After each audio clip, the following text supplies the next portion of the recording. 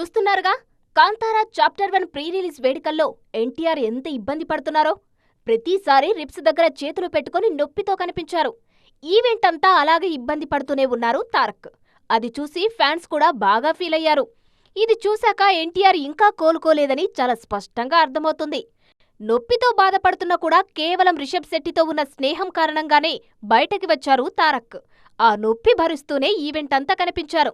మామూలుగా హైపర్ యాక్టివ్గా ఉండే ఎన్టీఆర్ ఈసారి మాత్రం చాలా నీరసంగా కనిపించారు. స్టేజ్పై మాట్లాడే సమయంలోనూ ఇబ్బంది పడ్డారు. అభిమానులు తన వైపు వస్తున్నా వద్దన్నట్లు సైగలు చేశారు Tarak. Kantara is going to be a big blockbuster.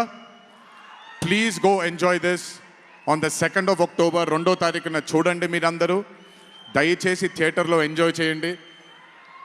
నా బ్రదర్కి ఆయన పడ్డ ఈ కష్టానికి మీరందరూ ఆశీర్వాదాన్ని అందించండి. Thank you. ఎక్కువసేపు నిల్చోలేకపోతున్నాను, ఇంకాసేపు మాట్లాడేవాడిని. Last but not the least, మీ అందరికీ తెలిసిందే, ఇంటికి జాగ్రత్తగా తిరిగి వెళ్ళండి.